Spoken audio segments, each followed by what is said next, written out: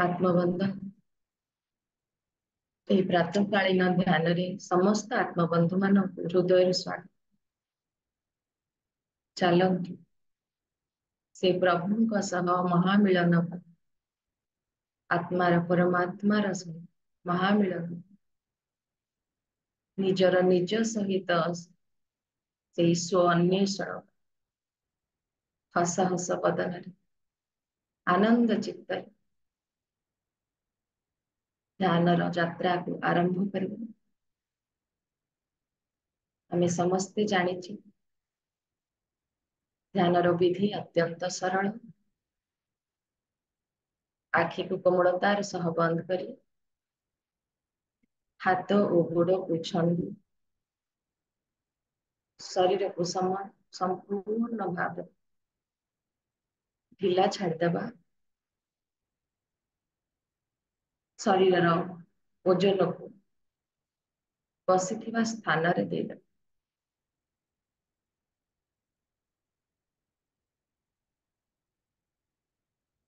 Relax,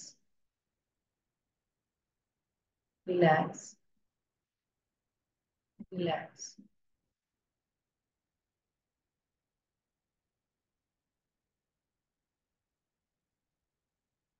ସର୍ବପ୍ରଥମେ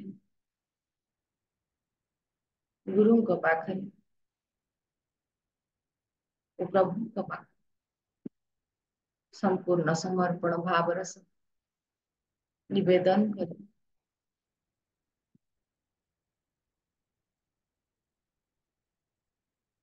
ଏକ ଗଭୀର ଧ୍ୟାନ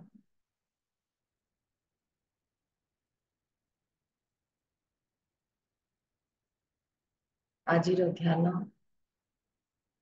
ମୋର ଗଭୀର ଶାନ୍ତିରେ ଆନନ୍ଦ ପ୍ରଦାୟୀ।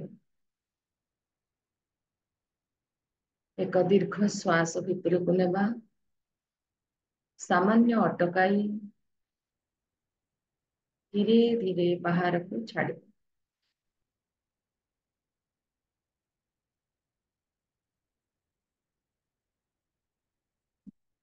ଶ୍ୱାସକୁ ନାଭି ପର୍ଯ୍ୟନ୍ତ ନେବି, ସାମାନ୍ୟ ଅଟକାଇବି ଓ ଧୀରେ ଧୀରେ ତ୍ୟାଗ କରିବି। ଆଉ ଥରେ ପୁନର୍ବାର କରିବା। ଗୋଟିଏ ଦୀର୍ଘ ଶ୍ୱାସ ଭିତରକୁ, ସାମାନ୍ୟ ଅଟକାନ୍ତୁ ଓ ପାଟି ବାଟେ ଧୀରେ ଧୀରେ ଛାଡ଼ିବା ସହ ପୁରା ଶରୀରକୁ ଶାନ୍ତ କରିବି। ସମସ୍ତ ନକାରାତ୍ମକ ऊर्जा ଶରୀରରୁ ବାହାରେ ଯିବାର ଅନୁଭବ।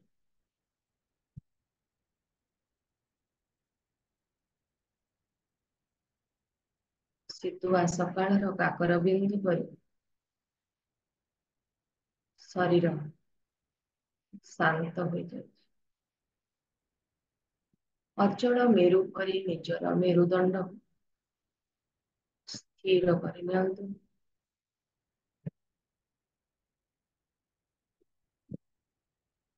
ଯାତ୍ରାରେ ବାହାରିବା ପୂର୍ବରୁ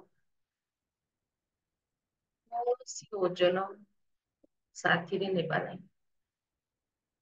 ଡ୍ରପ୍ କରି ନିଅନ୍ତୁ ନିଜର ପରିଚୟ, ସମସ୍ତ ଅତୀତର ସ୍ମୃତି, ଅନାବଶ୍ୟକ ଚିନ୍ତାଧାରା, ହେବାକୁ ଥିବା କାର୍ଯ୍ୟ, ସବୁ କିଛିକୁ ତ୍ୟାଗ କରିଦିଅ। କିଛି ଅନ୍ତରଙ୍ଗ ମୁହୂର୍ତ୍ତ ନିଜର ସେହି ପରମ ମିତ୍ର ଶ୍ୱାସ ସହିତ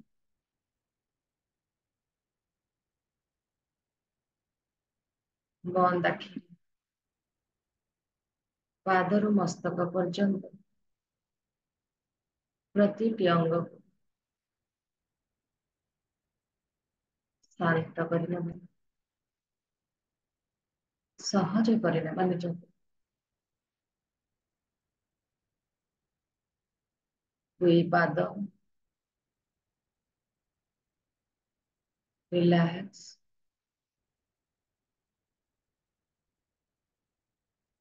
ଦୁଇ ଗୋଡ଼, ଆଣ୍ଠୁ, ଜଙ୍ଘ ରିଲାକ୍ସ। ଅଣ୍ଟା, ଜନେନ୍ଦ୍ରିୟ ଶାନ୍ତ। ପିଠି, ମେରୁହାଡ଼, କାନ୍ଧ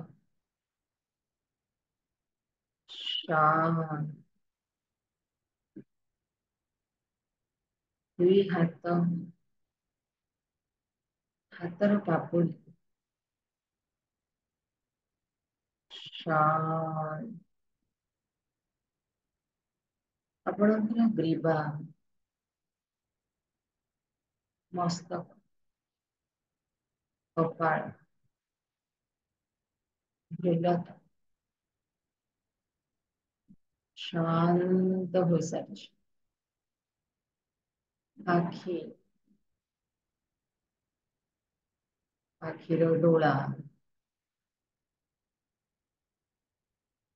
ଶାନ୍ତ।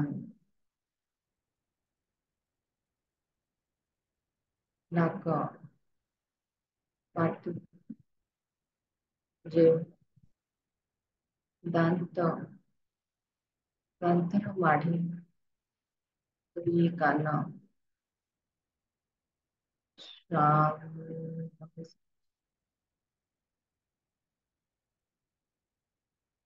ସମ୍ପୂର୍ଣ୍ଣ ଭାବରେ ଶରୀର ଶାନ୍ତ ହୋଇସାରିଲାଣି।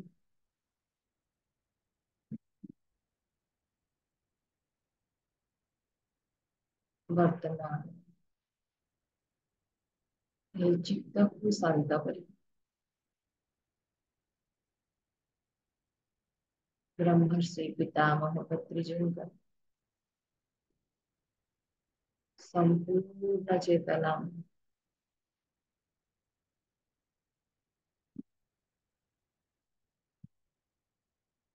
महाअवतार बाबाजीଙ୍କର ପୂର୍ଣ୍ଣ ଚେତନା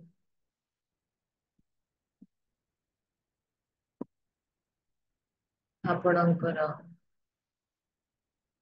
ମୁଣ୍ଡ ଠାରୁ 3 ଇଞ୍ଚ ଉପରେ ଥିବା ଆପଣଙ୍କର ସୋଲ ଷ୍ଟାର ତା ସଙ୍ଗେ କନେକ୍ଟ ହେଇସାରିଛନ୍ତି।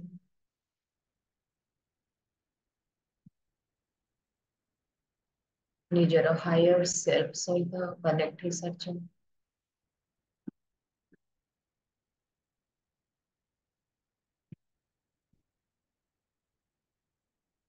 ପରମ ଗୁରୁ ମଣ୍ଡଳୀଙ୍କର ପୂର୍ଣ୍ଣ ଚେତନା ସହିତ ଯୋଡି ସାରିଲାଣି।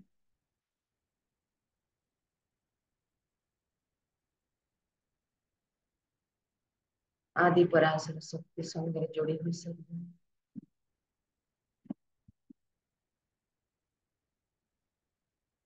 द ग्रेट सेंट्रल सन सहित संपूर्ण भाव लाइन हुई अछि।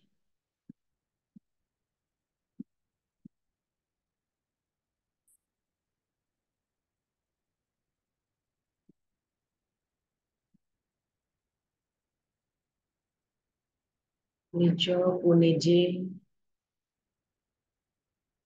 କହି ରଖିବ ମୁଁ ମୋର ଲାଇଫ ପର୍ପସ ଲାଇଫ ପ୍ଲାନ ସହିତ संपूर्ण भावरे जोड़ी हुई रही अछि।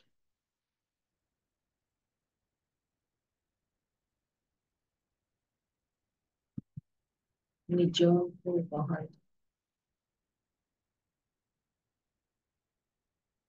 ମୁଁ ବିଶ୍ୱ ଶକ୍ତି ଗ୍ରହଣ କରୁଛି।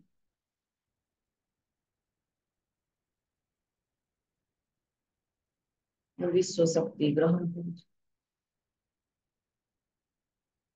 ମୁଁ ବିଶ୍ୱ ଶକ୍ତି ଗ୍ରହଣ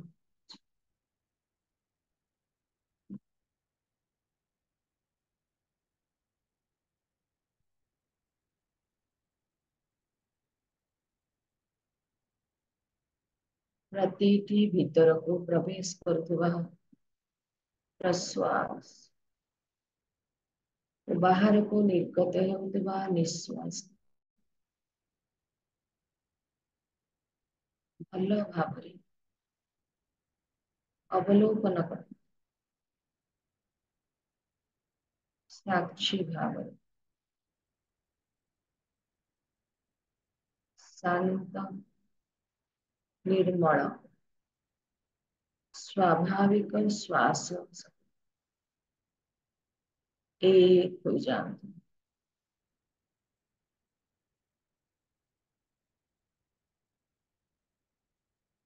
शांत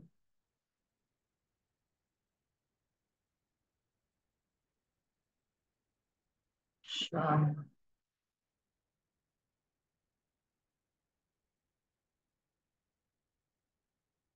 प्रतिटी श्वास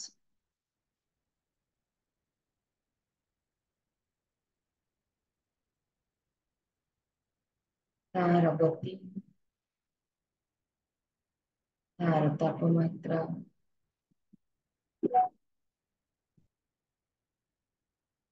अनुभव करो।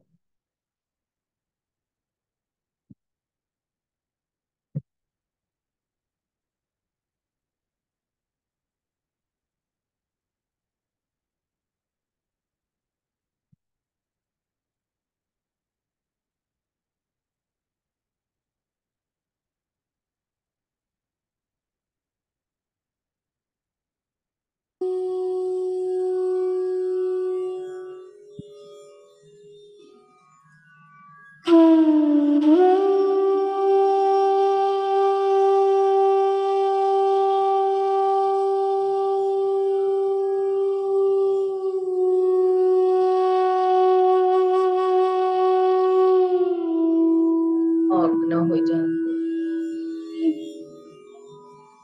जरा श्वास से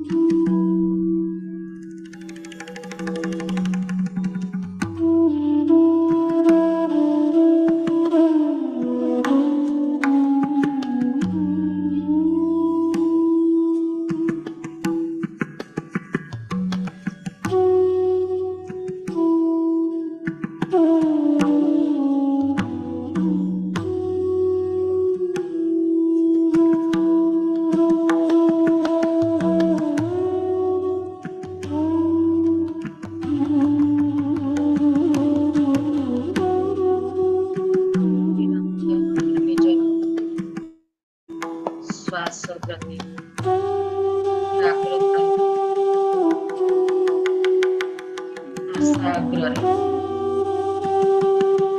नासाग्र अर्थात नाकर बुडानुहे बंधुआ दुलतारे अमझी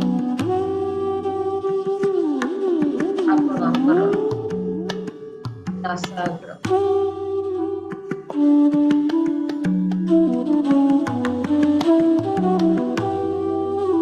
प्रतीतील श्वासक्रिया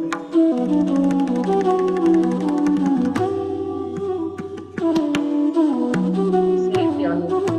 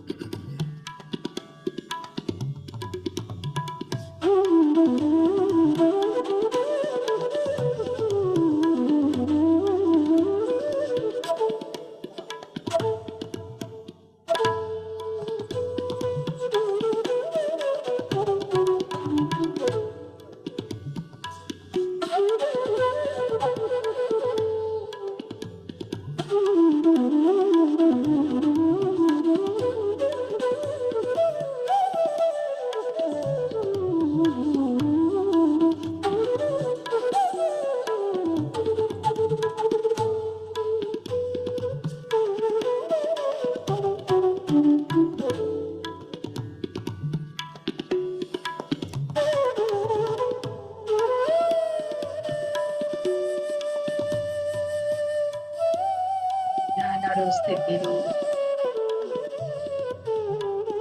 ଧୀରେ ଧୀରେ ସ୍ୱାଭାବିକ ସ୍ଥିତିକୁ ଆସିବାର ପ୍ରୟାସ କରିବେ।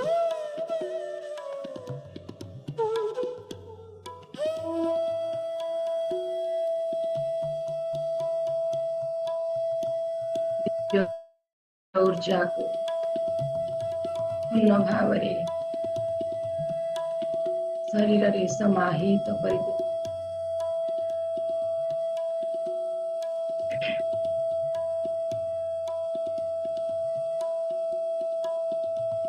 प्रतिटी कोशରୁ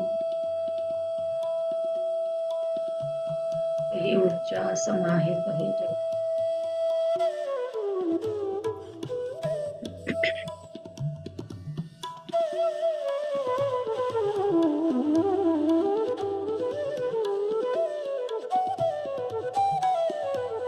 କୃତଜ୍ଞତାର ସହ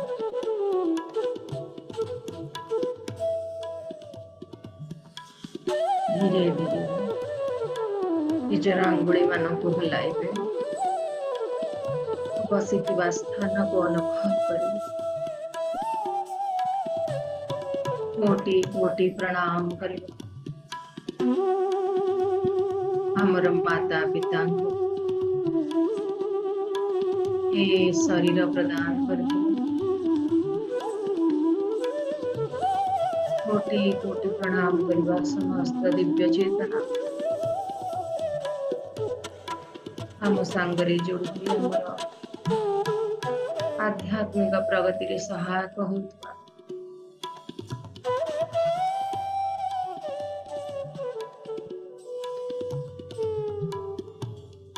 ଧନ୍ୟବାଦ ଦେବା ପ୍ରକୃତି ମାତା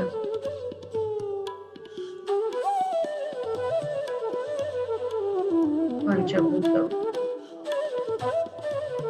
ବୃକ୍ଷ ଜଗତ ଖଣିଜ ଜଗତ ଜୀବ ଜଗତକୁ ଧନ୍ୟବାଦ ଦେବା ସମସ୍ତ ପରିବାର ବର୍ଗ ସାଙ୍ଗ ସାଥୀ ଜ୍ଞାତି କୁଟୁମ୍ବ ପାଖ ପଡୋଶୀ ସମସ୍ତ ଧନ୍ୟବାଦ ଦେବା ନିଜେ ନିଜ ପ୍ରତିଟି କୋଷ ପ୍ରତିଟି ଶ୍ୱାସ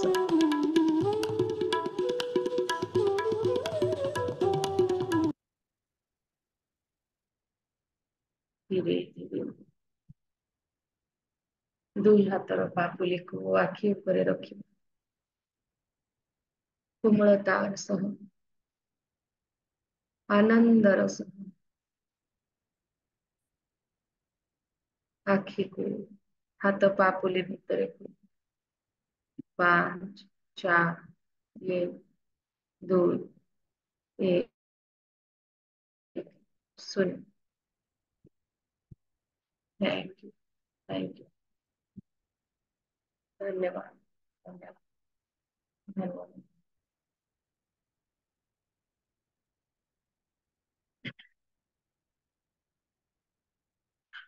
दीपक सर को अनुरोध करी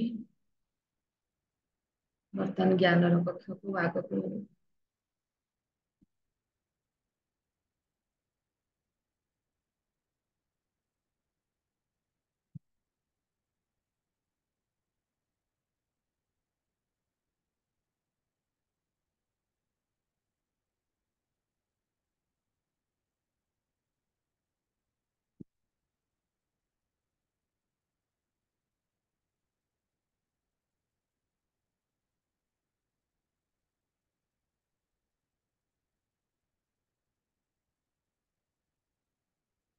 दीपक सर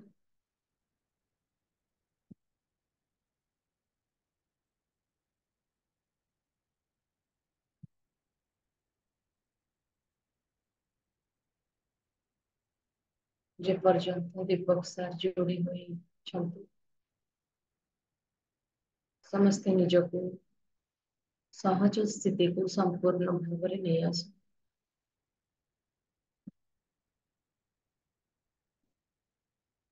शांत कर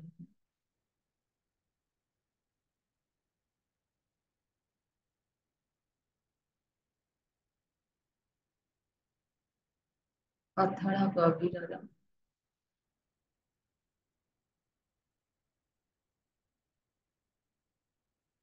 समुद्र गभीरतम प्रदेश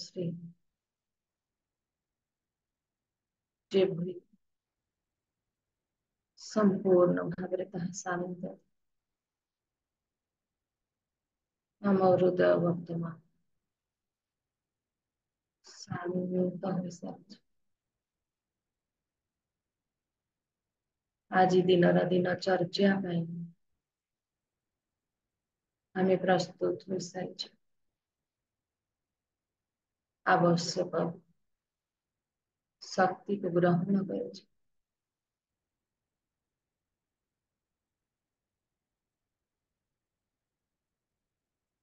ତାକୁ ଅଯଥା ଆଦୌ ଅପଚୟ କରିବା ନାହିଁ। ଯଥା ଆବଶ୍ୟକ ବାର୍ତ୍ତାଳାପ କରିବୁ।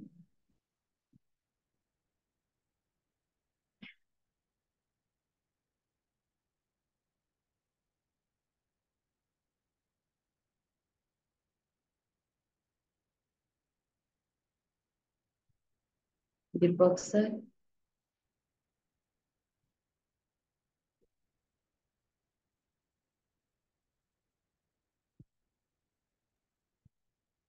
ସ୍ୱାଧ୍ୟାୟ ସ୍ୱାଧ୍ୟାୟ ଆରମ୍ଭ।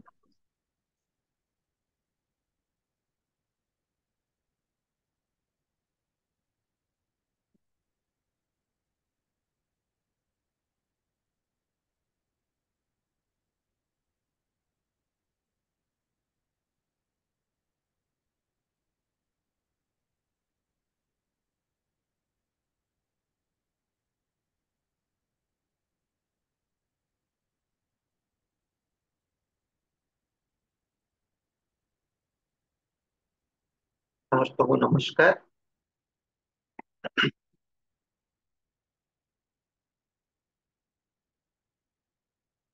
ଆଜିର ସ୍ୱାଧ୍ୟାୟରେ ଆମେ ଅଧ୍ୟାୟ 3 ନମ୍ବର ଅଧ୍ୟାୟର ବିଶେଷ ଭୂମିକାରେ ଯୋଉମାନେ ସବୁ ଅଛନ୍ତି ସେମାନେ ହେଲେ ଡାକ୍ତର ବ୍ରାୟାନ ୱିସ୍, କେଥରିନ୍, କେଥରିନ୍‌ର ବାପା ଅରୁଣ୍ଡା, ଯିଏ ହେଉଛନ୍ତି କେଥରିନ୍‌ଙ୍କର ଏକ ପୂର୍ବ ଜନ୍ମର ନାମ ତାଙ୍କର। ପିଟର ହେଉଛନ୍ତି ଡାକ୍ତର ବ୍ରାୟାନ ୱିସ୍‌ଙ୍କର ସାନ ଭାଇ ଏବଂ ଡାକ୍ତର ଏଡୱାର୍ଡ, ଯିଏ ହେଉଛନ୍ତି ପେଡିଆଟ୍ରିସିଆନ। ପର୍ସିୟସ୍, ଏଇଟା କେଥରିନ୍ ଯେତେବେଳେ ତାଙ୍କର ସମ୍ମୋହନ ଅବସ୍ଥାରେ ଯେତେବେଳେ ଯାଇଛନ୍ତି ପୂର୍ବ ଜନ୍ମକୁ, ସେତେବେଳେ ସେ ଡାକ୍ତର ଏଡୱାର୍ଡଙ୍କର ଡାକ୍ତର ଏଡୱାର୍ଡ ତାଙ୍କର ପିତା ଥିଲେ ଆଉ ଗୋଟେ ଜନ୍ମରେ, ଏବଂ ସେହି ଜନ୍ମରେ ଡାକ୍ତର ଏଡୱାର୍ଡଙ୍କର ନାମ ଥିଲା ପର୍ସିୟସ୍। ତାପରେ ହଉଛି ଡକ୍ଟର ରେମଣ୍ଡ ମୋଡି, ଯିଏ ହେଉଛନ୍ତି ଜଣେ ରିସର୍ଚ୍ଚ ପର୍ସନ। ପୁନର୍ଜନ୍ମ ଏବଂ ପୁନର୍ଜନ୍ମର ବିଜ୍ଞାନ ଉପରେ ସେ ବହୁତ ଆର୍ଟିକଲ ଲେଖିଛନ୍ତି, ରିସର୍ଚ୍ଚ କରିଛନ୍ତି। ଇଆନ୍ ଷ୍ଟିଭେନସନ୍, ସେ ହେଉଛନ୍ତି professor of psychiatry at University of Virginia, ଯିଏକି ରିଗ୍ରେସନ ଥେରାପି ଉପରେ ବହୁତ ଗୁଡେ ଆର୍ଟିକଲ ଲେଖିଛନ୍ତି ଏବଂ ତାଙ୍କର ବହୁତ ସନ୍ଦର୍ଭ ବିଭିନ୍ନ ମାଗାଜିନରେ ଏବଂ ବିଭିନ୍ନ ଲାଇବ୍ରେରୀରେ ବହୁ ପରିମାଣରେ ଆଭେଲେବୁଲ ଅଛି। ତାପରେ ହଉଛନ୍ତି ଏଡଗାର ମାଇକେଲ, ସେ ଜଣେ ସାଇଣ୍ଟିଷ୍ଟ, କିନ୍ତୁ କାମ କରନ୍ତି ସେ ପାସଲେଟ ଡିଗ୍ରେସନ ଆଉ ଏ ଉପରେ ମାନସିକ ରୋଗ ଉପରେ କାମ କରନ୍ତି। ଜୋହନ ହଉଛି କ୍ୟାଥରିନ୍‌ଙ୍କର ଅନ୍ୟ ଏକ ଜନ୍ମର ନାମ।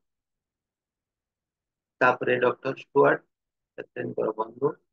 ଡକ୍ଟର ଏଲିଜାବେଥ ହଉଛନ୍ତି ନିୟର ଡେଥ୍ ଏକ୍ସପିରିଏନ୍ସର ବିଶେଷଜ୍ଞ।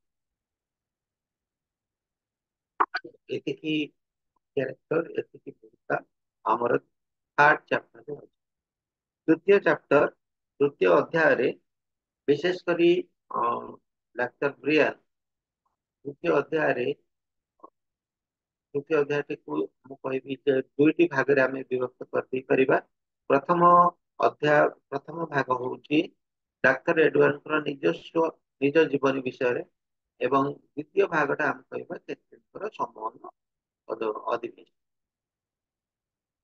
ଡାକ୍ତର ବ୍ରିଆନ ତାଙ୍କର ନିଜର ଷ୍ଟଡି ନିଜେ କୋଉଠି ପଢିଥିଲେ, କେମିତି ସେ ମନୋବିଜ୍ଞାନ ସାଇକିଆଟ୍ରି ଚିକିତ୍ସା ଉପରେ କେମିତି ସେ ଆକୃଷ୍ଟ ହେଇଥିଲେ, ସେଇ ବିଷୟରେ ସେ ନିଜର ଫ୍ୟାମିଲି, ନିଜର ଭାଇ ଆଉ ନିଜର ସ୍ତ୍ରୀ ଏମାନଙ୍କ ବିଷୟରେ ସେ ବର୍ଣ୍ଣନା କରିଛନ୍ତି।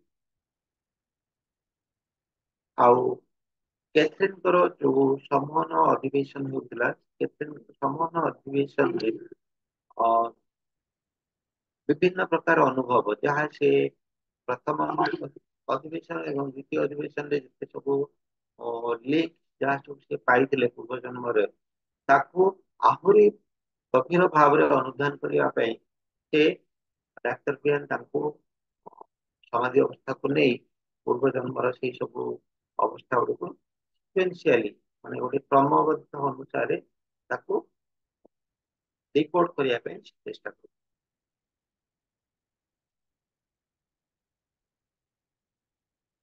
ତେଣୁ ଯେତେବେଳେ ଗୋଟେ ସପ୍ତାହ ପରେ କ୍ୟାଥରିନ୍ ଯେତେବେଳେ ଆସିକି ଡକ୍ଟର ବିହାନଙ୍କର ତାଙ୍କର ଚାମ୍ବରରେ ଯେତେବେଳେ ଆସିକି ପହଞ୍ଚନ୍ତି, ସେତେବେଳେ ତାଙ୍କର ସ୍ୱାସ୍ଥ୍ୟାବସ୍ଥାରେ କିଛିଟା ଉନ୍ନତି ଆସିଛି। ଏହା ପୂର୍ବ ଅପେକ୍ଷା ଅଧିକ ସୁନ୍ଦର, ସତେଜ ଏବଂ ବହୁତ ଖୁସି ଜଣା ପଡୁଛନ୍ତି।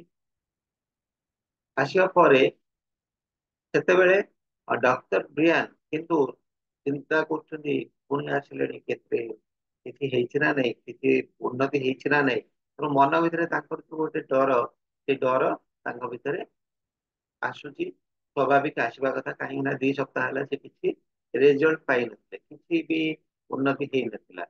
ତେଣୁ ତାଙ୍କ ମନରେ ମଧ୍ୟ ସନ୍ଦେହ ଥିଲା ଯେ କିଛି ଉନ୍ନତି ହେଇଛି ସତରେ କି ହେଇନି।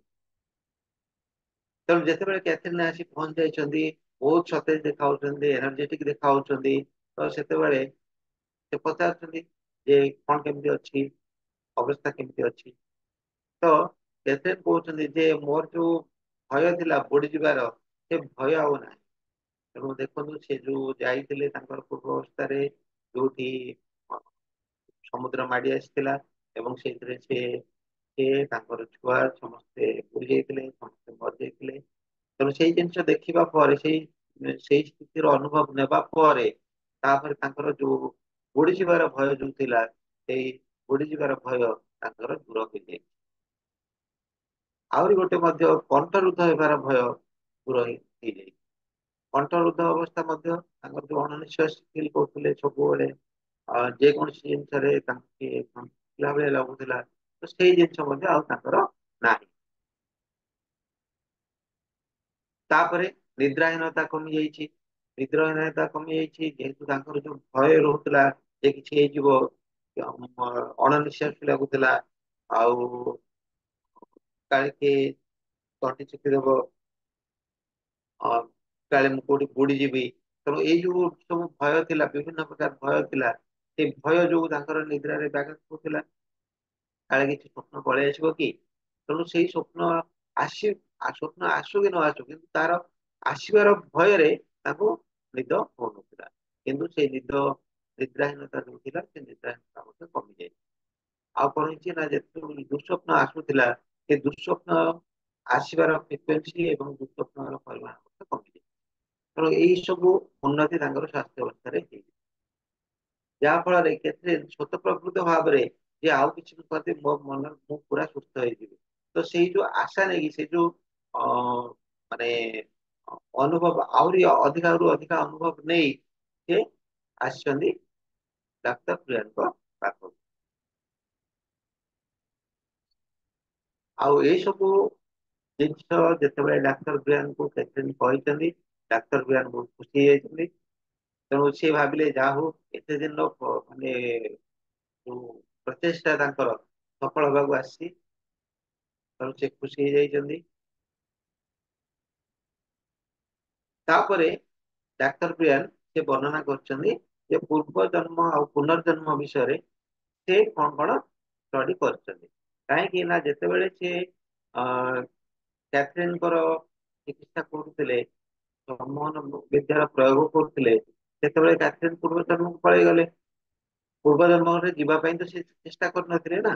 କିନ୍ତୁ ଯେତେବେଳେ ସେ କହିଲେ ଯେ ମୂଳ କାରଣ ଯୋଉଠି, ସେଠିକି ଚାଲି ଯାଆନ୍ତୁ, ପୂର୍ବ ଜନ୍ମକୁ ପଳେଇଗଲେ। ପୂର୍ବ ଜନ୍ମରେ ସେ ସେଠୁ ଯାହା ଯାହା ସବୁ ତାଙ୍କର ଅନୁଭବ ଥିଲା, ସେଇ ଅନୁଭବ ଗୁଡାକ ଯେତେବେଳେ ସେ ଶୁଣିଲେ, ଆଗରୁ ତାଙ୍କର ବିଶ୍ୱାସ ନଥିଲା, ପୁନର୍ଜନ୍ମ ଉପରେ ବିଶ୍ୱାସ ନଥିଲା। ତେଣୁ ସେ ପୁନର୍ଜନ୍ମର କଣ ସବୁ ବିଜ୍ଞାନ ଅଛି ତାକୁ ଜାଣିବା ପାଇଁ ସେ ବିଭିନ୍ନ ବହି ପଢିବା ଆରମ୍ଭ କଲେ। ତେଣୁ ବିଭିନ୍ନ ପ୍ରକାର ବହି ପଢିବା ଭିତରେ ସବୁ ବହି ତ ଜଣେ କିଣିକି ପଢିପାରିବନି, ତେଣୁ ବିଭିନ୍ନ ଲାଇବ୍ରେରୀକୁ ସେ ଗଲେ। ମେଡିକାଲ ଲାଇବ୍ରେରୀ ଯୋଉ ଅଛି ସେ ଲାଇବ୍ରେରୀକୁ ଗଲେ। ସେଇ ଲାଇବ୍ରେରୀ ଭିତରେ ବହୁତ ଗୁଡେ ସବୁ ଜର୍ନାଲ ଥିଲା, ବହୁତ ବହି ଥିଲା ବିଭିନ୍ନ ଅଥରଙ୍କର। ତ ସେ ସବୁ ଉପରେ ମଧ୍ୟ କିଛି କିଛି ଜ୍ଞାନ ଆହରଣ କଲେ। ଗୋଟେ ସପ୍ତାହ ମଧ୍ୟରେ କଲମ୍ବିଆ ବିଶ୍ୱବିଦ୍ୟାଳୟର ଯୋଉ ସ୍ନାତକ ବିଭାଗ ଥିଲା, ସେଠି ବିଭିନ୍ନ ଧର୍ମରେ ଆମର ପୁନର୍ଜନ୍ମ ପୂର୍ବ ଜନ୍ମ ବିଷୟରେ ଯାହା ଯାହା ସବୁ ଅଛି, ଅ, ବହି ଅଛି, ଆଉ ବା ଯାହା ସବୁ ଲେଖା ଅଛି, ସେ ସବୁ ବିଷୟରେ ମଧ୍ୟ ଡାକ୍ତର ବିହାନ ଯାଇକି ଅନୁଶୀଳନ କଲେ। ଏଠି ଅ, ଆମେ ଜାଣି ରଖିବା ଯେ ଖ୍ରୀଷ୍ଟ ଧର୍ମରେ ବାଇବେଲ ଯୋଉ ଅଛି ତାଙ୍କର, ଯୋଉ ଯେମିତି ଆମର ଗୀତା ଅଛି ତାଙ୍କର ସେମିତି ବାଇବେଲ ଅଛି। ଆଉ ସେ ବାଇବେଲରେ ଆକ୍ଚୁଆଲି ଦୁଇଟା ଭର୍ସନ ଅଛି, ଗୋଟେ ନୂତନ ଭର୍ସନ ଆଉ ଗୋଟେ ପୁରାତନ ଭର୍ସନ। ତେଣୁ ପୁରାତନ ଭର୍ସନରେ ପ୍ରଥମେ ଯାହା ଥିଲା, କଣ ଥିଲା କଣ ନଥିଲା ତ କହିପାରିବାନି ଆମେ। କିନ୍ତୁ ପ୍ରଥମେ ଯେତେବେଳେ ଯୋଉ ବାଇବେଲ ଥିଲା ସେଥିରେ ଅ, ଆମର ଯୋଉ ପୂର୍ବ ଜନ୍ମ ପୁନର୍ଜନ୍ମ ଏଇ ବିଷୟରେ କିଛିଟା ଲେଖା ଥିଲା। କିନ୍ତୁ ରୋମାନ ସମ୍ରାଟ କନଷ୍ଟାଣ୍ଟାଇନ ଆଉ ତାଙ୍କ ମା ହେଲେନ, ସେମାନେ ଯୋଉ ନୂଆ ବାଇବେଲରେ ଯେତେବେଳେ ଲେଖିଲେ, କିଛି ଅ ପ୍ରଚାରକ ଯେତେବେଳେ ସେମାନେ ତାଙ୍କର ସବୁ ଅନୁଭବ ବିଷୟରେ ଲେଖିଥିଲେ, ସେଇ ନୂଆ ବାଇବେଲରୁ ସେମାନେ କଣ କରିଥିଲେ ନା ପୁନର୍ଜନ୍ମ ବିଷୟରେ ଯାହା ସବୁ ଲେଖା ହେଇଥିଲା ତାକୁ ସବୁ ନଷ୍ଟ କରିଦେଇଥିଲେ। କରି ପୁଣି ଥରେ ସେମାନେ ବାଇବେଲରେ ସେଇ ସବୁ ଜିନିଷ ରଖିଥିଲେ, ଯୋଉ ଜିନିଷ ଦ୍ଵାରା କି ତାଙ୍କର ପ୍ରଭୁତ୍ୱ ବଜାୟ ରହିବ। କାହିଁକି ନା ଚିନ୍ତା କରନ୍ତୁ, ଯଦି ପୁନର୍ଜନ୍ମ ବିଷୟରେ ଆସିବ, ମାନେ କୁହାଯିବ ପୁନର୍ଜନ୍ମ ବିଷୟରେ ବାଇବେଲରେ ରହିବ, ତାହେଲେ ଲୋକମାନେ କଣ କରିବେ, ନିଜ ବିଷୟରେ ଅଧିକା ଜାଣିବା ପାଇଁ ଚେଷ୍ଟା କରିବେ। ଆଉ ଯୋଉ ଫାଦର ମାନେ ଯୋଉ ରହୁଛନ୍ତି ଚର୍ଚ୍ଚରେ, ଚର୍ଚ୍ଚ ଯିବା ପାଇଁ ଲୋକ ପସନ୍ଦ କରିବେନି। ଆମେ ଚର୍ଚ୍ଚ ଯିବା, ଆଜି ଆଗ ନିଜ ବିଷୟରେ ଆଗ ଜାଣିଦବା, ତାପରେ ଚର୍ଚ୍ଚକୁ ଯିବା।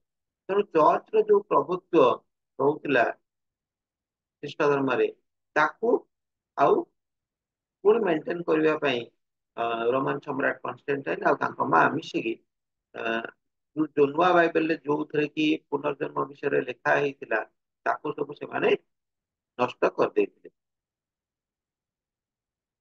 ତେଣୁ ପୁନର୍ଜନ୍ମ ଧାରଣା ଯୋଉମାନେ କହୁଥିଲେ, ସେ ବିଜ୍ଞାନ ଉପରେ ଯୋଉମାନେ ଆଲୋଚନା କରୁଥିଲେ, କନଷ୍ଟାଣ୍ଟାଇନ ତାଙ୍କୁ କହୁଥିଲେ ସେମାନେ ହଉଛନ୍ତି ଧର୍ମଗୁରୁ। ତେଣୁ ଦେଖିବେ, ଯେମିତି ଯେତେବେଳେ ଯଦି ବୁଦ୍ଧ ଯେତେବେଳେ କହିଲେ ଯେ ଆମର ଯେତେ ସବୁ ଅଛି, ସବୁ ପୂଜା ପଦ୍ଧତି ଏସବୁ ଜିନିଷ ଅଛି, ଯେତେ ସବୁ ବ୍ରାହ୍ମଣ ମାନଙ୍କର ଯୋଉ ଆଧିପତ୍ୟ ରହୁଥିଲା, ତା ବିଷୟରେ ମଧ୍ୟ ଯେତେବେଳେ ସେ କହୁଥିଲେ, ସେତେବେଳେ ମଧ୍ୟ ସମାଜରେ ତାଙ୍କୁ କହୁଥିଲେ ଯେ ନାହିଁ, ବ୍ରାହ୍ମଣ ମାନେ କହୁଥିଲେ ନାଇଁ ଇଏ ମାନେ ଅଧର୍ମୀ, ଆଉ ଇଏ ଜାଣିନାହାନ୍ତି, ଏଇ ଟାଇପର କହୁଥିଲେ। ସେଇଭଳିଆ ଖ୍ରୀଷ୍ଟ ଧର୍ମରେ ମଧ୍ୟ, କେବଳ ଖ୍ରୀଷ୍ଟ ଧର୍ମ କାହିଁକି, ସବୁ ଧର୍ମରେ ମଧ୍ୟ ସେଇଭଳିଆ ଅଛି। ତେଣୁ ପ୍ରତ୍ୟେକ ଧର୍ମରେ ଯାହା ସବୁ ଲେଖା ହେଇଥିଲା, ଯାହା ସବୁ ଲିଖିତ ଆକାରରେ ଥିଲା ପୁନର୍ଜନ୍ମ ବିଷୟରେ, ପୁନର୍ଜନ୍ମର ବିଜ୍ଞାନ ବିଷୟରେ, ଆଉ ସେଇ ସବୁ ଜିନିଷକୁ ମଧ୍ୟ ଅ ଡାକ୍ତର ବ୍ରିଆନ ପଢିବାକୁ ଆରମ୍ଭ କଲେ।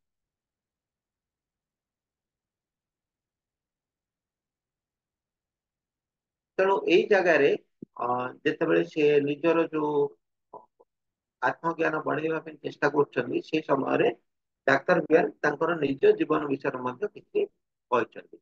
ତାର କାରଣ ହେଲା ଯେ କାହିଁକି ତାଙ୍କର ପୂର୍ବଜନ୍ମ ପ୍ରତି ବିଶ୍ୱାସ ନଥିଲା, କଣ ତାର ଉଦ୍ଦେଶ୍ୟ ଥିଲା, ତାଙ୍କର ପରିବାରରେ ତାଙ୍କର କଣ ଉଦ୍ଦେଶ୍ୟ ଥିଲା, ଆଉ ସେ କିପରି ମାନେ ଏଇ ଯୋଉ ମନୋବିଜ୍ଞାନ ବା ସାଇକାଟ୍ରିକ ଟ୍ରିଟମେଣ୍ଟ ପ୍ରତି କିପରି ଆକୃଷ୍ଟ ହେଇଥିଲେ, ଏସବୁ ଜିନିଷ। ତେଣୁ ଡାକ୍ତର ବିହାନଙ୍କ ପରିବାର କହିଲେ ତାଙ୍କର ବାପା ମା ଆଉ ତାଙ୍କର ସେମାନେ 4 ଜଣ ସନ୍ତାନ ଥିଲେ। 4 ଜଣଙ୍କ ଭିତରେ ଡାକ୍ତର ବିହାନ ସବୁଠାରୁ ବଡ ଥିଲେ। ସେମାନେ, ତାଙ୍କର ପରିବାର ଆକ୍ଚୁଆଲି ହଉଛି ରକ୍ଷଣଶୀଳ ଇହୁଦୀ ପରିବାର। ଇହୁଦୀ ଆଉ ଖ୍ରୀଷ୍ଟ ଧର୍ମର ଲୋକମାନଙ୍କ ଭିତରେ ଅଧିକାଂଶ ସମୟରେ ସେମାନଙ୍କର ଅ, ଯୋଉ କନଫ୍ଲିକ୍ଟ ଥିଲା, ମାନେ ବହୁତ ବହୁତ ଗଣ୍ଡଗୋଳ ହଉଥିଲା। ଆଉ ଡାକ୍ତର ପ୍ରିୟାଙ୍କର ବାପା ସବୁବେଳେ ତାଙ୍କର ଯୋଉ ଧର୍ମକୁ ବହୁତ ମାନେ ସିରିୟସ ଥିଲେ, ବହୁତ ଗମ୍ଭୀର ଥିଲେ ଧର୍ମକୁ ନେଇ। ତେଣୁ କୌଣସି ପ୍ରକାର ଯେମିତି ଅନ୍ୟ କିଛି ଜିନିଷ ପଢିବା, ଅନ୍ୟ ଧର୍ମ ବିଷୟରେ ଜାଣିବା, ଏସବୁ ପ୍ରତି ସେ ବହୁତ ଗମ୍ଭୀର ଥିଲେ ଯେ ସେ ସବୁ ଜିନିଷକୁ ଯେମିତି ପ୍ରଶ୍ରୟ ମିଳିବ ନାହିଁ। ତେଣୁ ଅ, ଦେଖନ୍ତୁ ସବୁବେଳେ ଯଦି ଆମେ କହିବା ଯେ ଧର୍ମକୁ ଧରିକି ବସିବା, କହିବା ନାଇଁ ନାଇଁ ଏଇଟା ହଉଛି ଠିକ, ମୁଁ ଯାହା କହିଲି ଠିକ, ଏଭରି ଯାହା ଲେଖା ହେଇଛି ଠିକ, ନିଜର ଅନୁଭବକୁ ମଧ୍ୟ ଆମେ ନଜର ଅନ୍ଦାଜ କରିବା, ତ ସେତେବେଳେ ନିଶ୍ଚିତ ଭାବରେ ଅନ୍ୟମାନଙ୍କ ସହିତ ଆମର ମନୋମାଳିନ୍ୟ ହବ। ତେଣୁ ଏଇଭଳିଆ ଯୋଉ ମନୋମାଳିନ୍ୟ ଯେତେବେଳେ ରହିଲା ଘର ଭିତରେ, କାହିଁକି ନା ସବୁ ସମୟରେ ଧର୍ମକୁ ବିଶେଷ ଇମ୍ପୋର୍ଟାନ୍ସ ଦବା, ବିଶେଷ ଦୃଷ୍ଟିରେ ଦେଖିବା, ତାହା ନିଶ୍ଚିତ ଭାବରେ ଆମର ମନୋମାଳିନ୍ୟ ସୃଷ୍ଟି କରିବ। ତେଣୁ ଘରର ପରିସ୍ଥିତିରେ ବିଶେଷ ଉଦାସ ହେଇ ଅ ତାଙ୍କ ବାପା କଣ କଲେ, ପ୍ରିୟାଙ୍କୁ ସବୁ ଦାୟିତ୍ୱ ଦେଇଦେଇକି ସେ କୁଆଡେ ଚାଲିଗଲେ। ତେଣୁ ଡାକ୍ତର ପ୍ରିୟାନ କଣ କଲେ ନା, ସେ ତାଙ୍କର ଯାହା ଯେମିତି ତାଙ୍କର ପୂଜାପୂଜି ପ୍ରାର୍ଥନା ଯାହା ସବୁ କରିବା କଥା ସେ ସବୁ ଜିନିଷ କରୁଥିଲେ। ଆଉ ଅ, ଯାହା ସେଇ ସମୟରେ ବାପା ଯେହେତୁ ଚାଲି ଯାଇଥିଲେ, ତେଣୁ ମାଙ୍କର ମଧ୍ୟ ମାନସିକ କିଛି ମାନସିକ ଅବସ୍ଥା ଭଲ ନଥିଲା। ତେଣୁ ଡାକ୍ତର ବିହାନ ସେଇଠାରୁ ସିଏ ଆଗ୍ରହୀ ହୋଇଥିଲେ ଯେ ନାଇଁ ମୁଁ ମାନସିକ ଚିକିତ୍ସା ଦିଗରେ ବେଶୀ ଅଧିକ ଧ୍ୟାନ ଦେବି। ତେଣୁ ସେ ମାନସିକ ଚିକିତ୍ସା ଆଡକୁ ବେଶୀ ଆକୃଷ୍ଟ ହେଇଥିଲେ। କିନ୍ତୁ ସେ ଆକ୍ଚୁଆଲି ପଢିଥିଲେ କଣ, କେମିଷ୍ଟ୍ରି। ତାପରେ ସେ ପୋଷ୍ଟ ଗ୍ରାଜୁଏସନ କରିଥିଲେ। ପୋଷ୍ଟ ଗ୍ରାଜୁଏସନ ପରେ ସେ ଏଇ ଯୋଉ ମାନସିକ ଚିକିତ୍ସା ଦିଗକୁ ଆକୃଷ୍ଟ ହୋଇଥିଲେ ଏବଂ ଅଗ୍ରସର ହୋଇଥିଲେ। ଆଉ ଡାକ୍ତର ବ୍ରାଣ୍ଡଙ୍କ ବାପା ପେଶାରେ ଜଣେ ଫଟୋଗ୍ରାଫର ଥିଲେ, ଟେକ୍ନିକାଲ ଫଟୋଗ୍ରାଫର ଥିଲେ।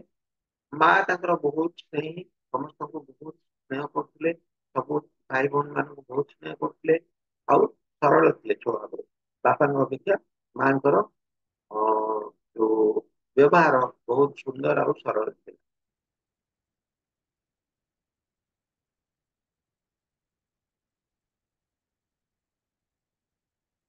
ତାପରେ ପ୍ରିୟାଙ୍କର ଯେତେବେଳେ ତାଙ୍କର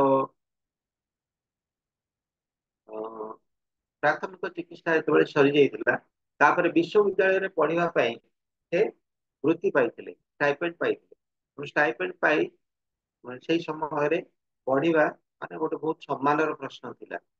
ଆଉ ଡାକ୍ତର ପ୍ରିୟାନ ରସାୟନ ଶାସ୍ତ୍ରରେ, କେମିଷ୍ଟ୍ରିରେ ଅନର ସହିତ ଗ୍ରାଜୁଏଟ ହେବା ପରେ ମନ ଚିକିତ୍ସକ ହେବାକୁ ସ୍ଥିର କଲେ।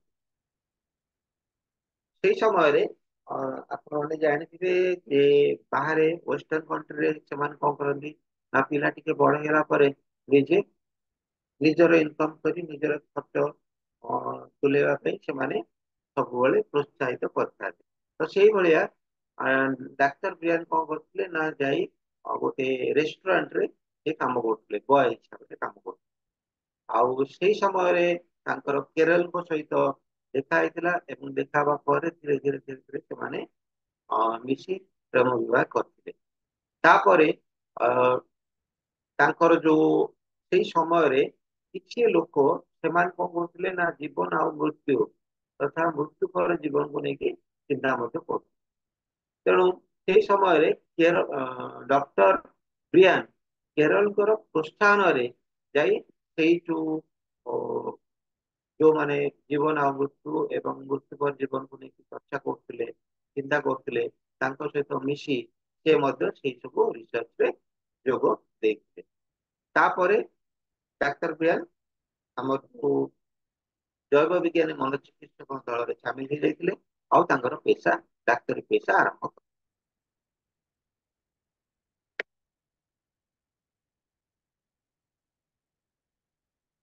ତେଣୁ ଏତକ ଜିନିଷ ଡାକ୍ତର ବ୍ରିଆନ କହିଛନ୍ତି, ତାର କାରଣ ହେଲା ଯେ ପୁନର୍ଜନ୍ମ ଉପରେ ବା ଏଇ ଯୋଉ ରିଗ୍ରେସନ ଥେରାପି ଉପରେ, ପୁନର୍ଜନ୍ମ ଉପରେ ବେଶୀ ସିଏ ଷ୍ଟ୍ରେସ ଦେଲେ। କ୍ୟାଥରିନଙ୍କ ସହିତ ତାଙ୍କର ଚିକିତ୍ସା, ସମୟ ଚିକିତ୍ସାର ତୃତୀୟ ଅଧିବେଶନ ପୂର୍ବରୁ ସେ ସେଠି ଷ୍ଟ୍ରେସ ଦେଇଥିଲେ। କିନ୍ତୁ ତା ପୂର୍ବରୁ ସେ କିପରି ଭାବରେ ଆସୋସିଏଟେଡ ଥିଲେ, କିପରି ଭାବରେ ସେ ପୁନର୍ଜନ୍ମ ବା ରିଗ୍ରେସନ ଥେରାପି କୁ ଆପଣେଇଥିଲେ, ତା ବିଷୟରେ କେମିତି ଜାଣିଥିଲେ? କାହିଁକି ନା କିଛିଟା ଜ୍ଞାନ ନଥିଲେ ତ ଜଣେ କରିପାରିବନି ନା ରିଗ୍ରେସନ ଥେରାପି, ସମ୍ମୋହନ ବିଦ୍ୟା କରିପାରିବନି। ତେଣୁ ସେଇ ସମ୍ମୋହନ ବିଦ୍ୟା ସେ କେମିତି ଶିଖିଥିଲେ, କଣ ତାର ବେନିଫିଟ, ସେ ବିଷୟରେ କେମିତି ଜାଣିଥିଲେ, ତାହା ସେ ସେଇଥିରେ ମାନେ ତାକୁ ବୁଝେଇବା ପାଇଁ ସେ ତାଙ୍କର ନିଜ ଜୀବନୀ ବିଷୟରେ କହିଛନ୍ତି।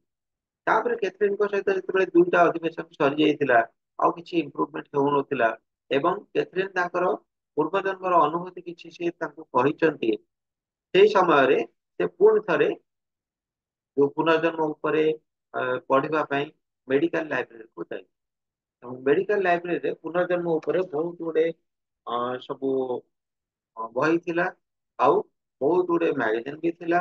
ତେଣୁ ସେଇ ସବୁ ବହି ଏବଂ ମ୍ୟାଗାଜିନ୍ କୁ ଡାକ୍ତର ବ୍ରିଆନ୍ କଣ କଲେ ନା ପଢିଲେ।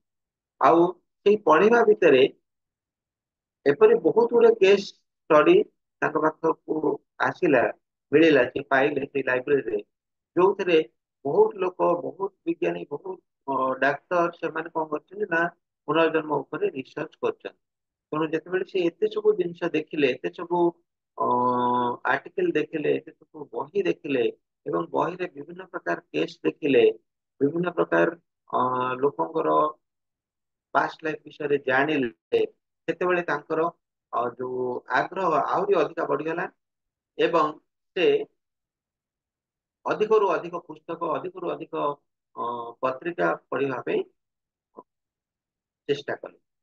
ଏଡଗାର ମିସେଲ ଙ୍କର ଗୋଟେ ବହୁତ ସାଇଣ୍ଟିଫିକ ଷ୍ଟଡି ଥିଲା, ଷ୍ଟଡିର ରିସର୍ଚ୍ଚ ପେପର ଥିଲା, ଯୋଉଥିରେ ସେ ଦୁଇ ଜଣ ଶିଶୁଙ୍କ, ମାନେ ଛୋଟ ପିଲାଙ୍କର ତାଙ୍କର ପାଷ୍ଟ ଲାଇଫ ବିଷୟରେ ସେ ଅ, ଲେଖିଥିଲେ। ବହୁତ ମାନେ ତାଙ୍କର ଷ୍ଟଡି କରିଥିଲେ, ତାଙ୍କର ପ୍ରୟୋଗ କରିଥିଲେ ପାଷ୍ଟ ଲାଇଫକୁ ଯାଇକି ଜାଣିବା ପାଇଁ। କାହିଁକି ନା ସେଇ ଶିଶୁ ଦି ଜଣଙ୍କର, ସେମାନଙ୍କର ବହୁତ ପ୍ରକାର ଅଦ୍ଭୁତ ପ୍ରକାର ତାଙ୍କର ସବୁ ବିହେଭିୟର ଥିଲା, ଯାହାକୁ ଜାଣିବା ପାଇଁ, କଣ ତାଙ୍କର କାହିଁକି ଏଇ ସବୁ ବିହେଭିୟର ଆସୁଛି, ସେ ବିଷୟରେ ଅନୁସନ୍ଧାନ କରିବା ପାଇଁ ସେ ଯାଇଥିଲେ, ସେ ଚେଷ୍ଟା କରିଥିଲେ ଏଡଗାର ମିସେଲ, ଆଉ ତାର ସାଇଣ୍ଟିଫିକ ଷ୍ଟଡି ସେ କରିଥିଲେ। ତେଣୁ ତାକୁ ମଧ୍ୟ ଯେତେବେଳେ ଡାକ୍ତର ବ୍ରିଆନ୍ ପାଇଲେ, ସେତେବେଳେ ତାଙ୍କର କନଫିଡେନ୍ସ ଆଉ ଟିକେ ଅଧିକା ହେଲା, ଆଉ ଟିକେ ବଢିଲା।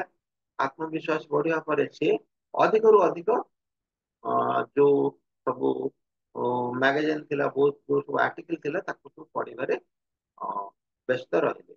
ଲାଇବ୍ରେରୀରେ ଥିବା ଏପରି ଆହୁରି ଅନେକ ଗବେଷଣାତ୍ମକ ପୁସ୍ତକର ଜ୍ଞାନ ମଧ୍ୟ ଡାକ୍ତର ବ୍ରିଆନ୍‌ଙ୍କୁ ମିଳିଛି।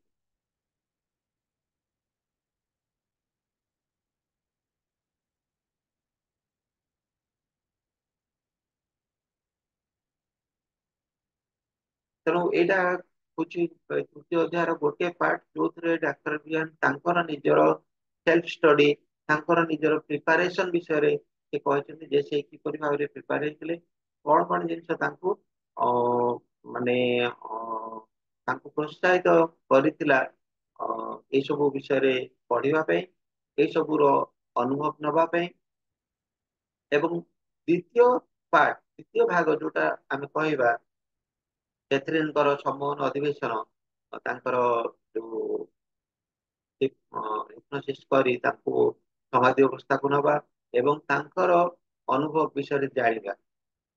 ଦେଖନ୍ତୁ କ୍ୟାଥରିନ୍‌ଙ୍କର ସ୍ୱାସ୍ଥ୍ୟର ଉନ୍ନତି ଆସିଗଲାଣି, ତେଣୁ ଉନ୍ନତି ଆସିବା ପରେ କ୍ୟାଥରିନ୍ ନିଜ ଆଡୁ ସ୍ୱତଃପ୍ରବୃତ୍ତ ଭାବରେ ଆସୁଛନ୍ତି, ଯେ ମୁଁ ଜାଣିବା ପାଇଁ ଚାହୁଁଛି କଣ କଣ ହେଇଥିଲା, କାହିଁକି ମୋର ମୁଁ ସମ୍ପୂର୍ଣ୍ଣ ରୂପେ ସୁସ୍ଥ ହେବା ପାଇଁ ଚାହୁଁଛି। ତେଣୁ ସେ ଆଗ୍ରହ ଅଛି।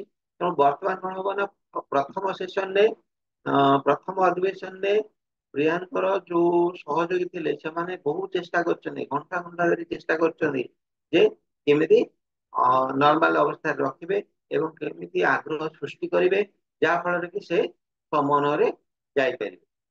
ଦ୍ୱିତୀୟ ଅଧିବେଶନରେ କିଛିଟା ଯୋଉ ପରିଶ୍ରମ କିଛିଟା କମି ଯାଇଛି, ଆଉ ଏଥିରେ ଜଲ୍ଦି ଯାଇପାରିଛନ୍ତି ସମାଧି ଅବସ୍ଥାକୁ, ଏବଂ ତାଙ୍କର ପୂର୍ବଜନ୍ମ ବିଷୟରେ କହିଛନ୍ତି।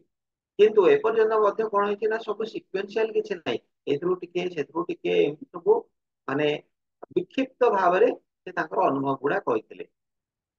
ତେଣୁ ସେତକ ଜାଣିବା ପାଇଁ ସତରେ ସେଇ ସବୁ କାରଣ ଯୋଗୁ ତାଙ୍କର ଏଇ ସବୁ ରୋଗ ଏଇ ଜନ୍ମରେ ସେ ଭୋଗୁଛନ୍ତି ତାହା କି ନୁହଁ, ଜାଣିବା ପାଇଁ କଣ ଦରକାର? ଗୋଟେ କ୍ରମବଦ୍ଧ ହିସାବରେ ତାଙ୍କର ଯୋଉ ଅନୁଭବ ଗୁଡିକ ରହିବା ଦରକାର। ତେଣୁ ସେଥିପାଇଁ ସେଇ ଜିନିଷକୁ ଜାଣିବା ପାଇଁ ଏଥିରେ ନିଜ ଆଡୁ ବହୁତ ଉତ୍ସାହ ଥିଲେ, ସେ ବହୁତ ଇଣ୍ଟରେଷ୍ଟେଡ ଥିଲେ।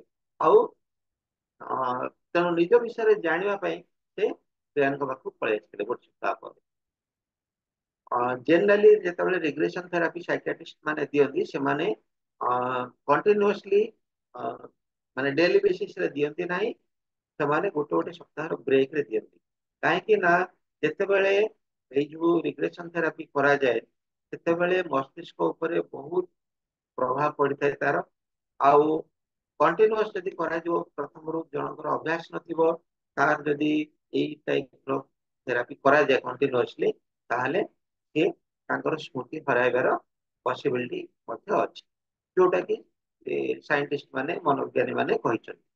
ତେଣୁ ସେଥିପାଇଁ ଡାକ୍ତର ବିହାନ କଣ କରନ୍ତି, ଗୋଟେ ଗୋଟେ ସପ୍ତାହର ଗ୍ୟାପ ଦଉଥିଲେ, ଆଉ ଗୋଟେ ସପ୍ତାହ ପରେ ଯେତେବେଳେ ପେସେଣ୍ଟ ଆସୁଥିଲେ ସେତେବେଳେ ସେ ପୁଣି ଥରେ ଯୋଉ ଛାଡିଥିଲେ ବା ଯାହା ଯୋଉ ଜାଗାକୁ ଯାଇଥିଲେ ସେଠୁ ପୁଣି ଥରେ କଣ୍ଟିନ୍ୟୁ କରୁଥିଲେ।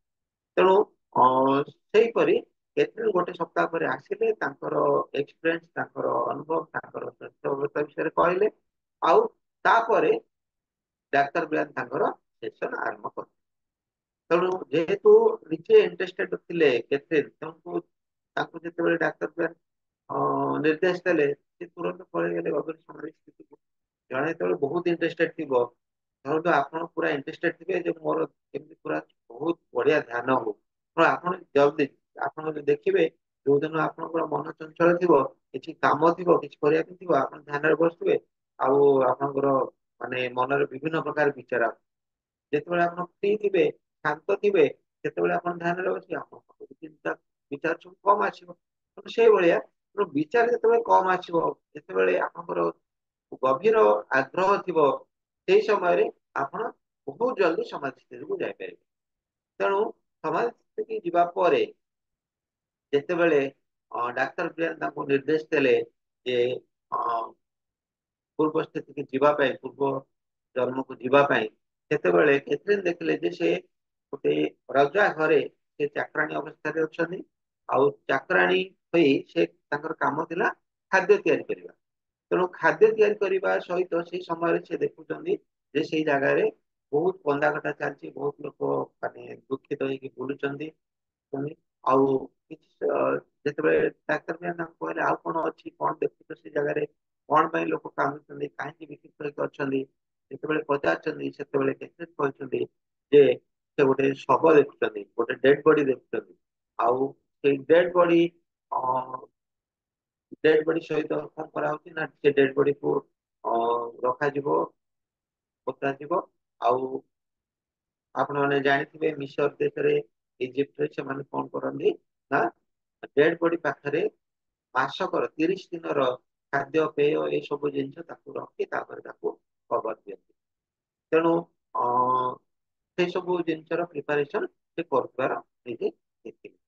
ତେଣୁ ସେଇଠୁ ସବୁ ସଂସ୍କାର ପଦ୍ଧତି ଯୋଉ ଅଛି, ସେ ପଦ୍ଧତି ଆମର ମିଶର ସଂସ୍କୃତି ସହିତ ମେଳ ଖାଉ।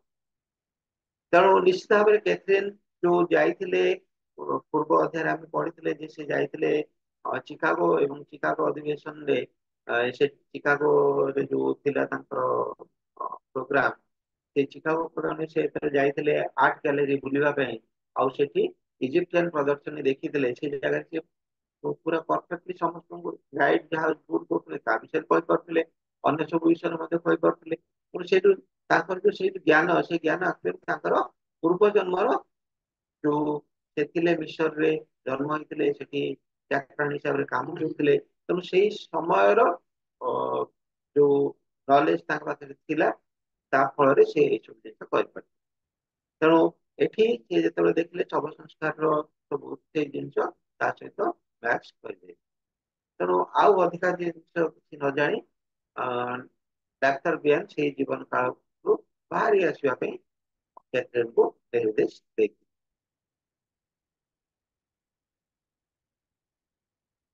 ଆଉ ଏକ ଜନ୍ମରେ ମଧ୍ୟ କେଥରିନ୍ କଣ ଦେଖିଲେ ନା, ଗୋଟେ ଗୁମ୍ଫା ଦେଖିଲେ। ଆଉ ସେ ଗୁମ୍ଫା ଭିତରେ ବରଫ ମଧ୍ୟ ଦେଖିଲେ। ବରଫ, ଗୁମ୍ଫା, ଆଉ ସେ ଯୋଉ ଜାଗା ମାନେ ଗୁମ୍ଫା ଭିତରେ ସେ ଜାଗା ଯୋଉ ସେ ଜାଗାରେ ମାନେ ଏତେ ପରିବେଶ ଏତେ ଦୂଷିତ ଥିଲା, ଏତେ ଦୁର୍ଗନ୍ଧ ବାହାରୁଥିଲା। ତେଣୁ ସେ ମାନେ ସମାଧି ଅବସ୍ଥାରେ ମଧ୍ୟ ସେ ମାନେ ବହୁତ ଅନିଜି ଫିଲ୍ କଲେ, ଏବଂ ଯାହା ଫଳରେ ଅ ଡାକ୍ତର ବିହାନ କଣ କଲେ ନା ତାଙ୍କୁ ନିର୍ଦ୍ଦେଶ ଦେଲେ ଅନ୍ୟ ଏକ ଜୀବନ କାଳକୁ ଚାଲିଯିବା। ସେଇ ଯୋଉ ଜୀବନ କାଳକୁ ସେ ଗଲେ ବର୍ତ୍ତମାନ, ସେଇ ଜୀବନ କାଳରେ ଡାକ୍ତର ଏଡୱାର୍ଡ ହଉଛନ୍ତି ଯିଏ ଜଣେ ପେଡିଆଟ୍ରିଷ୍ଟ, ଆଉ ଯିଏ କି ତାଙ୍କୁ ପରାମର୍ଶ ଦେଇଥିଲେ ଡାକ୍ତର ବିହାନଙ୍କ ପାଖକୁ ଆସିବା ପାଇଁ ପ୍ରଥମ ଥର। ସେ ଡାକ୍ତର ଏଡୱାର୍ଡ ସେଇ ଜନ୍ମରେ ତାଙ୍କର କ୍ୟାଥରିନଙ୍କର ବାପା ହେଇଥିଲେ। ଆଉ ଅ, ଡାକ୍ତର ଏଡୱାର୍ଡ ର ନାମ ସେଇ ଜନ୍ମରେ ପର୍ସିୟସ୍ ଥିଲା। କିନ୍ତୁ ଡାକ୍ତର ଏଡୱାର୍ଡ ସେଇ ଜନ୍ମରେ ଅ, ମଧ୍ୟ ବହୁତ ଷ୍ଟ୍ରିକ୍ଟ ଥିଲେ। କହିପାରିବା ଆମେ ଯେ ଯୋଉ ତାଙ୍କର ଯୋଉ ଫ୍ୟାମିଲିରେ ମାନେ ବହୁତ ଶକ୍ତ ଥିଲେ, ସବୁ ଜିନିଷକୁ ଠିକ ଭାବରେ କରିବା ପାଇଁ। କୌଣସି ଜିନିଷରେ କିଛି ଯଦି ମିଷ୍ଟେକ୍ ହେଇଗଲା ତାହେଲେ ଭୀଷଣ ଗାଳି କରୁଥିଲେ। ତମେ ଏଇ ସବୁ ଜିନିଷ ପାଇଁ ସେ ଅ, ଡାକ୍ତର ଏଡୱାର୍ଡ କୁ କ୍ୟାଥରିନ୍ ପସନ୍ଦ କରୁନଥିଲେ ସେଇ ଜନ୍ମରେ। ଆଉ ତାଙ୍କର ମାଙ୍କ ସହିତ ମଧ୍ୟ ଡାକ୍ତର ପରସେସ୍ ର ବହୁତ ମାନେ ଯୁକ୍ତି ତର୍କ ହଉଥିଲା, ମାଡ ହଉଥିଲା। ତେଣୁ ସେଇଥିପାଇଁ କ୍ୟାଥରିନ୍ ତାଙ୍କ ବାପାଙ୍କୁ ସେଇ ଜନ୍ମରେ ପସନ୍ଦ କରୁନଥିଲେ। ଆଉ ସେଇ ଜନ୍ମର ଏଣ୍ଡକୁ ଯେତେବେଳେ ଡାକ୍ତର ବିହାନ ତାଙ୍କୁ ନେଇଗଲେ, ସେ ଦେଖିଲେ ଯେ ସେଇ ଜନ୍ମରେ ତାଙ୍କର ମୃତ୍ୟୁ ବହୁତ ଶାନ୍ତିରେ ହେଇଯାଇଛି। ତେଣୁ ସେଇ ଜନ୍ମରୁ ବିଶେଷ କିଛି ମାନେ ଡାକ୍ତର ବିହାନ ଆଶା କରୁଥିଲେ ଯେ ହୋଇପାରେ କି ପୁରାପୁରି ଯେହେତୁ ତାଙ୍କର ଭଲ ହିଁ ନାହିଁ କ୍ୟାଥରିନଙ୍କର ସ୍ୱାସ୍ଥ୍ୟ ଅବସ୍ଥା, ହେଇପାରେ ସେ ଅନ୍ୟ କିଛି ତାଙ୍କର ମାନସିକ ଆଘାତ ହେଇପାରେ କିମ୍ବା ଶାରୀରିକ ଆଘାତ ହେଇପାରେ, ଯାହା ଦ୍ୱାରା କି ପୁରାପୁରି ଭୟଟା ଯାଇନି। କିଛିଟା ଡ୍ରିମ୍ ଏବେ ବି ଆସୁଛି। ତେଣୁ ସେ ଚାହୁଁଥିଲେ ଯେ ଆଉ କଣ କଣ ସବୁ କାରଣ ଅଛି ତାକୁ ବାହାର କରିବା। କିନ୍ତୁ ସେଇ ଜନ୍ମରେ ସେ ସେମିତି କିଛି ପାଇଲେ ନାହିଁ। ଆଉ ଡାକ୍ତର ବିହାନ କଣ କଲେ ନା ତାଙ୍କୁ କ୍ୟାଥରିନକୁ କ୍ୟାଥରିନକୁ ଅନ୍ୟ ଗୋଟେ ଜନ୍ମକୁ ଯିବା ପାଇଁ ନିର୍ଦ୍ଦେଶ ଦେଇଥିଲେ। ତାପରେ କ୍ୟାଥରିନ୍ ଯେତେବେଳେ ଆସିଥିଲେ ସେତେବେଳେ ସେ କହିଥିଲେ ଯେ ସେ କିଛିଟା ସ୍ୱପ୍ନ ଦେଖିଛନ୍ତି ସେଇ ଯୋଉ ଗୋଟେ ସପ୍ତାହ ଭିତରେ। ଆଉ ସେଇ ସ୍ୱପ୍ନ ବିଷୟରେ ସେ ଡାକ୍ତର ବିହାନଙ୍କୁ କହିଥିଲେ। ତେଣୁ ଡାକ୍ତର ବ୍ରିଆନ ସେଇ ଯୋଉ ସ୍ୱପ୍ନ ସବୁ କ୍ୟାଥରିନ୍ ଦେଖିଥିଲେ ତାକୁ ତା ବିଷୟରେ ମଧ୍ୟ କ୍ୟାଥରିନ୍‌ଙ୍କୁ ପଚାରିଥିଲେ।